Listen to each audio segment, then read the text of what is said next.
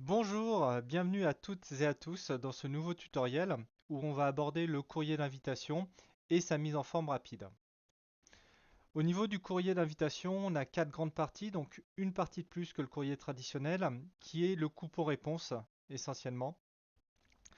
Au niveau du courrier, donc dans la structure, on a une introduction, somme toute assez classique. On va exprimer le pourquoi et le contexte dans lequel on invite la personne. On va lui préciser aussi le plaisir que l'on a à la convier. Une seconde partie, une deuxième partie qui est sur un corps de lettres dans lequel on va préciser la date précise. Donc on entend par date précise le nom du jour, le numéro du jour, le mois, l'année, l'heure. Donc ça peut être par exemple à partir de 19 heures ou ça peut être un créneau horaire de 15 heures à 17 heures. Le lieu précis, donc bien évidemment c'est l'adresse et le nom de la structure dans laquelle il doit se rendre, mais on peut préciser s'il y a un numéro de bâtiment, s'il y a une salle. En fait, il faut donner toutes les informations pour que la personne puisse ne pas se perdre pour venir. Et enfin, on va lui préciser par quels moyens la personne peut confirmer sa venue. Une formule de politesse viendra clôturer la partie rédigée du courrier. Et ensuite, la quatrième partie qui est le coupon-réponse, où là on fera un rappel de nos coordonnées, des informations relatives à l'événement.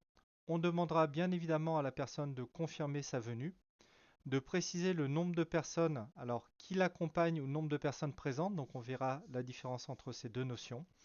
Et on peut aussi lui demander des informations complémentaires. J'ai pris l'exemple ici des intolérances alimentaires ou des préférences alimentaires. Après, vous choisissez la formule qui vous semble la plus correcte, dans la mesure où quand une entreprise en fait convie des gens à un événement et qu'elle met à disposition de la nourriture, que ce soit au cours d'un buffet, que ce soit au cours d'un cocktail dînatoire par exemple, il faut dans un premier temps qu'il y en ait pour tous les goûts. Il y a des personnes qui sont végétariennes, il y a des personnes qui mangent halal par exemple, mais il faut aussi s'assurer que la personne, au niveau de ses allergies, on ne lui mette pas à disposition, ou en tout cas on précise, les aliments dans lesquels il y a potentiellement des choses allergènes. Au niveau de la structure même du courrier, donc j'ai pris un petit peu d'avance ici, donc on verra la mise en forme après. Donc foncièrement, bien évidemment, on a la civilité, donc ça ne change pas. On a une introduction qui est plutôt courte, ce que je vous disais. Euh, on reprécise le pourquoi et le contexte. Donc en tant que partenaire, donc c'est le pourquoi. Nous avons l'honneur de vous inviter à la cérémonie de remise de titre professionnel de secrétaire assistante médico-sociale. Donc là, en fait, on est dans le contexte qui se déroulera le. Et derrière, on va attaquer notre corps de lettres. Donc là, je précise bien évidemment une date qui est précise, donc le nom du jour, numéro du jour, le mois, l'année, une heure, donc moi c'est à partir de 19 heures. Alors quand on met à partir de 19 heures, on sous-entend que les gens peuvent arriver quand ils veulent après, par exemple. Et à 19 heures, on sous-entend que les gens doivent être présents à 19 heures. L'adresse euh, de l'événement, donc là j'ai pris bon, la boîte à tuto, 27 chemin des Rondières à Domérat, et vous voyez que j'ai précisé en fait dans la salle polyvalente, dans la mesure où en fait je redonne une information supplémentaire par rapport au lieu dans lequel se déroule l'événement. Une deuxième partie dans mon corps de texte. À la suite de cette cérémonie, nous partagerons un moment de convivialité autour d'un apéritif dînatoire. Donc je commence à annoncer entre guillemets le programme. Si vous aviez un programme qui était plus conséquent, c'est-à-dire que je sais pas, on est sur des journées portes ouvertes avec des organisations en fait, un accueil le matin forcément, des ateliers, des visites, donc un certain nombre d'événements, vous pouvez joindre un programme et notifier dans le corps de votre document que avec le programme 6 juin, ils vont avoir le déroulé de la journée. Donc là, je précise qu'on a un moment de convivialité et j'en suis, je vais dire, à la confirmation, hop, pardon, de la présence. Donc, dans un souci d'organisation, nous vous remercions de nous confirmer votre présence par téléphone, par mail ou en nous renvoyant le coupon réponse ci-dessous avant le 31 mai 2024. Si vous leur demandez de confirmer la présence par téléphone et par mail, on est bien d'accord que là, ici, c'est-à-dire dans votre bloc expéditeur, il va falloir préciser votre numéro de téléphone et votre mail. Donc, ça, c'est déjà le premier point, ce qui semble logique bien évidemment, mais c'est une information qu'il ne faut pas oublier. Et dans un deuxième temps, en fait, je suis pas très fan de multiplier en fait les voies ou les possibilités en fait ou les moyens de retour d'invitation. Dans la mesure où si vous avez différents canaux de retour, il se peut qu'à un moment vous passiez au travers en fait de l'information.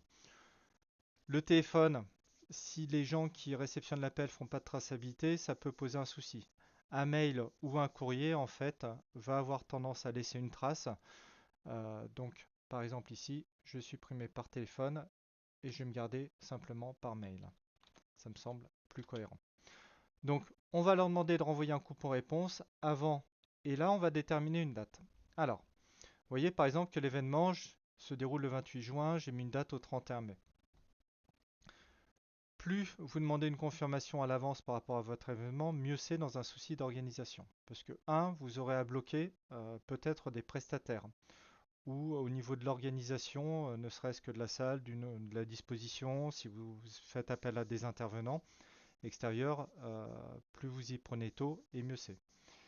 Et deuxièmement, en fait, le fait de bloquer une date précise vous permet de vous dire que à partir de cette date-là, enfin surtout du lendemain, vous allez pouvoir commencer à faire une relance, alors qu'elle soit téléphonique ou une relance écrite, pour les personnes qui n'ont pas répondu.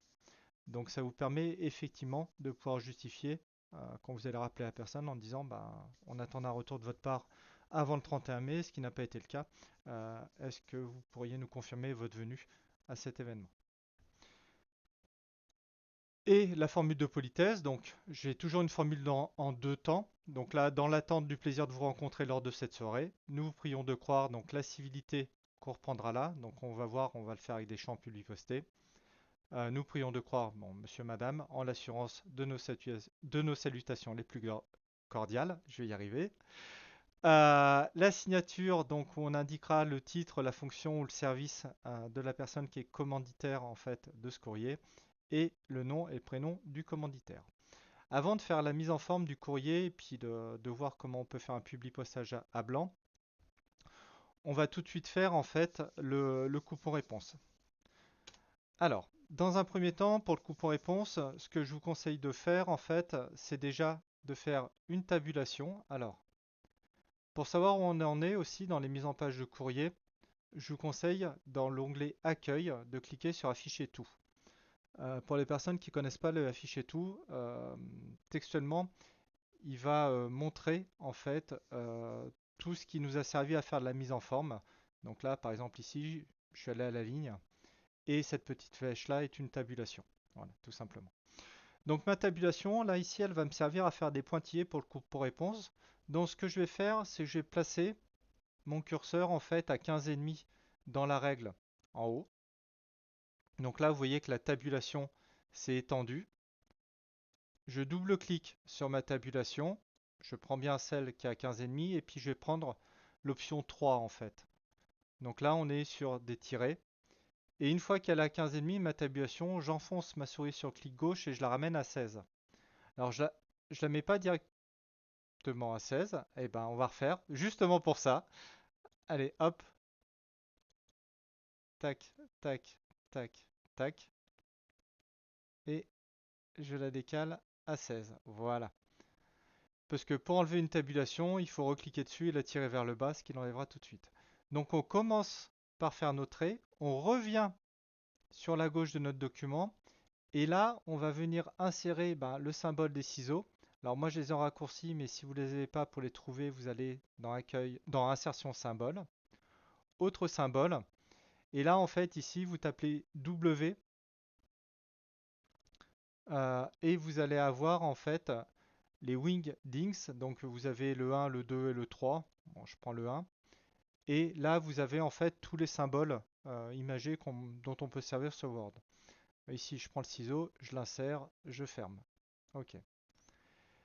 Là, en dessous, en fait, tout de suite, je vais reprendre le.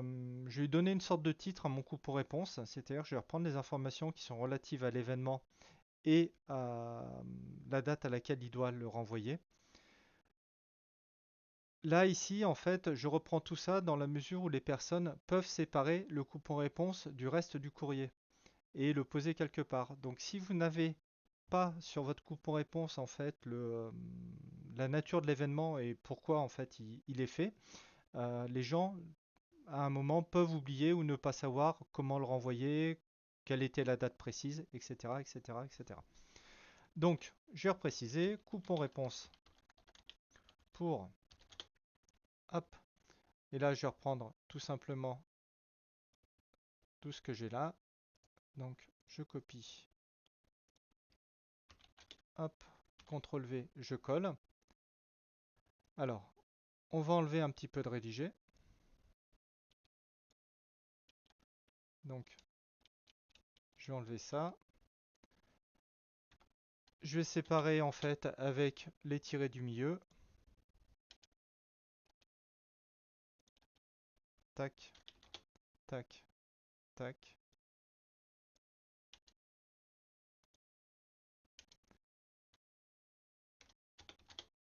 Hop,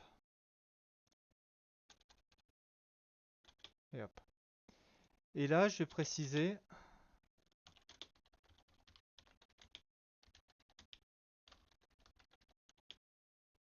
donc à renvoyer par courrier ou mail. Alors, de toute manière, l'adresse, il va forcément la renvoyer à l'adresse. Si elle n'est pas différente en fait de l'endroit où vous invitez les gens, vous en remettez pas. Ou par mail.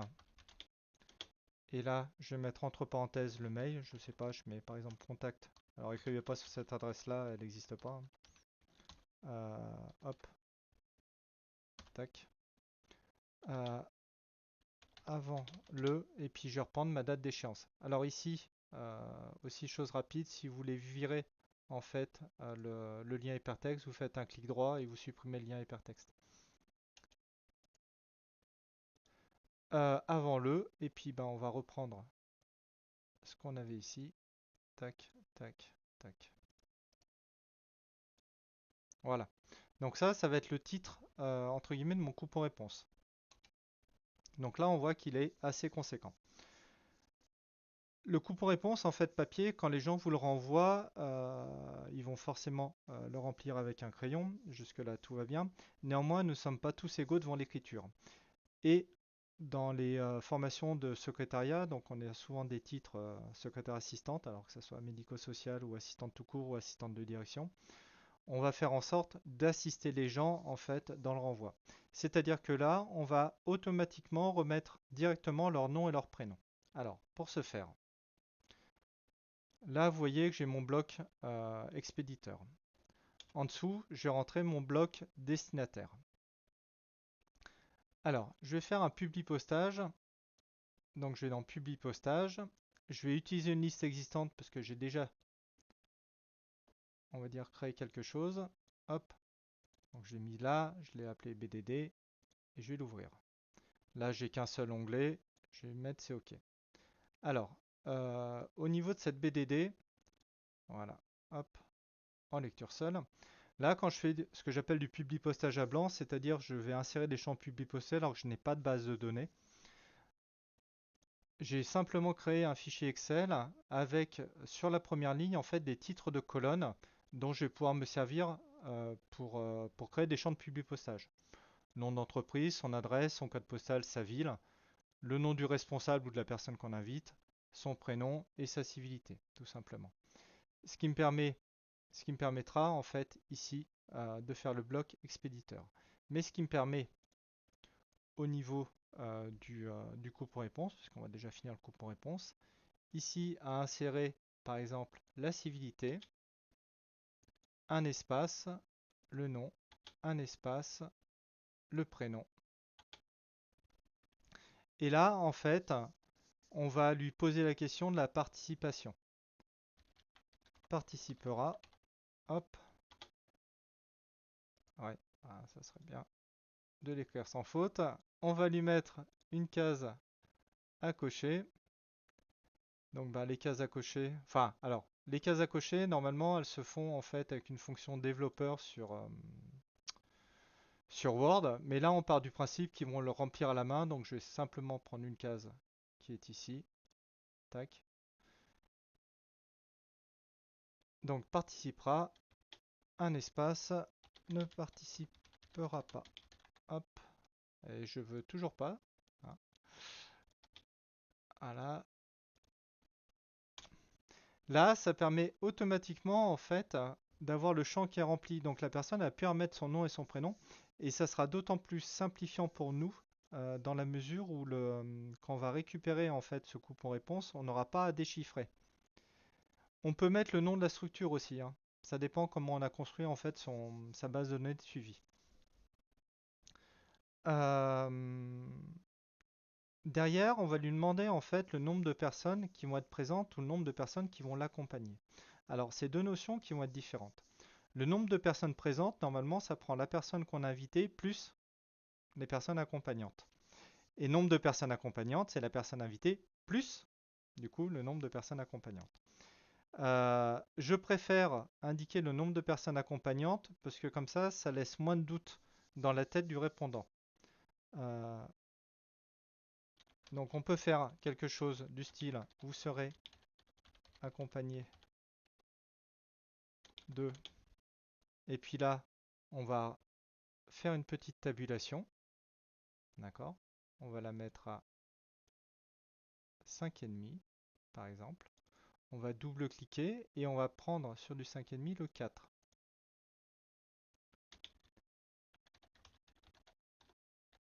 Hop.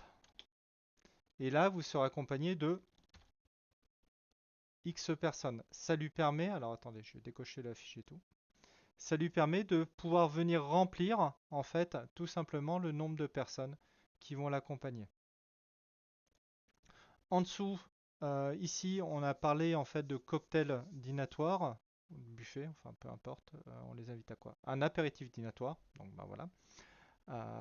Donc là, on va demander de préciser les intolérances alimentaires. Euh, Préciser vos intolérances alimentaires. Et là, on fait deux points. Toujours la même chose. On va faire de la tabulation ici. Donc, on va le faire remplir en fait. Hop, pardon. Ici. Je vais aller le remettre à 16. Je saute une ligne et je retape une deuxième ligne en fait, dans la mesure où il faut qu'il ait un espace d'expression. Ok. Donc là, mon concours-réponse est plutôt basico-basique, mais bon, c'est fait. Je vais revenir sur le haut de mon courrier et là, par contre, il va falloir que je rentre dans la notion de publipostage, en fait, le champ de la personne qui est destinatrice. Donc là, je vais écrire à une entreprise en premier, à l'attention de, et là, il va falloir que j'insère, pardon, la civilité, le nom, le prénom. N'oubliez pas de mettre des espaces à chaque fois. Sachant que là, mettez pas des champs publipostés aussi longs, dans la mesure où sur la mise en page, ça va nous gêner, ça va l'écrire sur deux lignes. Mais bon, c'est pas grave, c'est un exemple. Mon code postal, très bien. Mon adresse, peut-être, avant. Je saute une ligne, mon code postal, un espace, la ville, et je vais sauter une ligne. Et là aussi, de toute manière, je dois sauter une ligne. Voilà. Alors, là, quand généralement on a le bloc destinataire, vous voyez que le coupon-réponse va tenir sur deux pages. Ce que je vous conseille quand vous faites un coupon-réponse, de toute manière, c'est écrivez tout ce que vous avez à mettre dans votre courrier, dans votre coupon-réponse. Généralement, ça va déborder sur la deuxième page. Mais ça, vous le verrez une fois que vous avez tout mis, comment on peut le corriger, d'accord? Mais ne vous cantonnez pas ou ne vous bridez pas, on va dire, au format de la page A4. Encore une fois, on est sur de l'informatique. Il y a plein de solutions, on va dire, pour gagner du temps. Pas du temps, l'espace aussi, mais du temps. Donc là, mon bloc destinataire, je vais aller l'envoyer à gauche. Alors moi, ce que je vous conseille, on va pas, je travaille pas avec les tables là-dessus. Je sélectionne en fait tout ce que je veux envoyer, pas à gauche, mais à droite. Je clique sur le petit carré en bas de mon curseur et globalement, normalement, ça doit rentrer en fait sur du 9,5. Là, alors, là, c'est un petit peu particulier dans la mesure où en fait j'ai des champs qui sont des noms de champs qui sont très grands. Hop. Donc on va le mettre à 9,5, on verra bien. Là, j'ai mon objet qui est là. Ma civilité, ben forcément, je vais reprendre mon champ. Donc je vais insérer le champ de fusion et je vais mettre directement la civilité. Et là, tout de suite, ce que vous devez faire, c'est vous prenez votre corps de texte et dans accueil, vous venez de justifier, s'il vous plaît. Donc le justifier, en fait, c'est l'aligner à gauche et l'aligner à droite. Ici, en fait, la partie centrale, entre guillemets, de l'invitation, qui va être sa date, son lieu, on va prendre l'habitude de le centrer et de le mettre en gras. Dans la mesure, en fait, où c'est l'information qu'ils doivent voir en premier. De toute manière, par rapport à l'objet, ils vont voir que c'est une invitation. Et après, généralement, quand on répond positivement ou négativement à une invitation, ça va dépendre du jour. Et quand je dis du jour, c'est réellement lundi, mardi, mercredi. Et ensuite de la date et ensuite de l'heure. Donc là, tout de suite, faut qu'il voit quand est-ce que ça a lieu. Euh, Là, ce qu'on va mettre en gras aussi, c'est le fait de confirmer la présence avant telle date. Là encore, en fait, dans notre métier de secrétaire assistant, on doit leur donner des informations lisibles tout de suite. Et le fait de mettre en gras, en fait, permet de mettre du volume sur le document. Là, vous voyez tout de suite qu'on va venir chercher une date et de confirmer une présence avant une certaine échéance. Ici, ma signature, en fait, je vais venir l'aligner toujours sur mon bloc destinataire. Donc, je resélectionne. Alors, je laisse 3-4 lignes entre le titre, le nom et le prénom pour que les personnes puissent signer à la main. Mais, néanmoins, souvent, on peut avoir quelque chose comme ça, où la personne va signer, en fait, sur son titre et son nom et son prénom. Ou alors, je peux inverser nom, prénom du commanditaire et le mettre en premier et le titre en second. Là, il y a plusieurs écoles, ça dépendra de la structure dans laquelle vous travaillez. Là, je prends ces champs-là, je décale à 9,5. Ok. Bon, on voit qu'on n'a pas résolu mon problème de mise en page. Alors, pour le résoudre déjà, en fait, cette partie-là, qui est le titre du coup pour réponse, on va la sélectionner, on va la mettre en gras, et moi je la mets en 9. Et ensuite, ce que je vais faire par rapport à mon trait de découpe, d'accord? Donc je sélectionne mon titre et mon trait de découpe, et ici, je vais supprimer l'espace après le paragraphe, et non, ne refaites pas ça chez vous, et je centre uniquement ça. Voilà, très bien. Là, vous allez me dire, c'est super, mais on n'a toujours pas résolu le problème. Effectivement. Du coup, après, je passe sur la gauche, et là, vous voyez que la zone grisée, en fait, elle va déterminer le bas de page et la marge inférieure. Les imprimantes qu'on a dans les bureaux, en fait, sont, alors là aussi, il faut vous méfier, c'est pas des imprimantes qui sont capables d'imprimer en 100% largeur, 100% hauteur un document. Il n'y a que les imprimantes de presse ou spécialisées qui font ça. Néanmoins, en fait, nos imprimantes de bureau vont avoir une capacité à imprimer sur une certaine largeur, une certaine hauteur de document. Et vous voyez, là, j'ai un peu plus de 2 cm de marge. Je peux lui en laisser qu'un. D'accord? Donc là, c'est pareil, il me reste deux lignes à rentrer. Et l'opération que j'ai faite au début, c'est-à-dire à mon pied de page, je vais la refaire en haut. Et là, je suis rentré. Enfin, ou en tout cas, mon coupon-réponse est rentré. Si je veux gagner un petit peu plus de place pour que ça soit moins serré ici, en fait, je vais sacrifier généralement une ligne de signature pour pouvoir ajouter un espace pour pouvoir séparer mon coupon-réponse. Si je fais un fichier imprimé, en fait, vous voyez que ben, j'ai mon courrier, donc avec mon objet. Alors attendez, je vais agrandir un petit peu, hein, parce que là, je vois bien parce que j'ai un grand écran. Mon bloc destinataire a, bah là par exemple, ça serait Domera avec la date d'aujourd'hui, mon objet, ma civilité, et j'ai bien mon coupon réponse en fait qui rentre sur ma page qui est sur le bas. Autre chose sur les coupons réponses, euh, par rapport à votre page, le coupon, enfin quand on plie un courrier, quand on le met en tout cas dans une enveloppe, en fait, on va avoir l'habitude de le plier en trois. une enveloppe standard à une hauteur de un tiers d'une page A4. Donc, faites toujours en sorte en fait que votre courrier, enfin votre coupon-réponse, n'ait pas une hauteur qui excède un tiers de votre page. D'accord? Grosso modo, il faut que votre coupon-réponse soit inférieur à 9 cm. De toute manière, là, on est plutôt pas mal parce que ça voudrait dire qu'il faudrait qu'il soit remonté à peu près à 18, ce qui ne sera pas le cas. Donc voilà ce que je pouvais vous dire sur le coupon-réponse et le courrier d'invitation. J'espère que cette vidéo vous aura été utile. Je vous souhaite une très bonne journée. N'hésitez pas à vous abonner, ça ne me rapporte pas d'argent, mais ça me fait plaisir. Et à laisser un commentaire. Au revoir.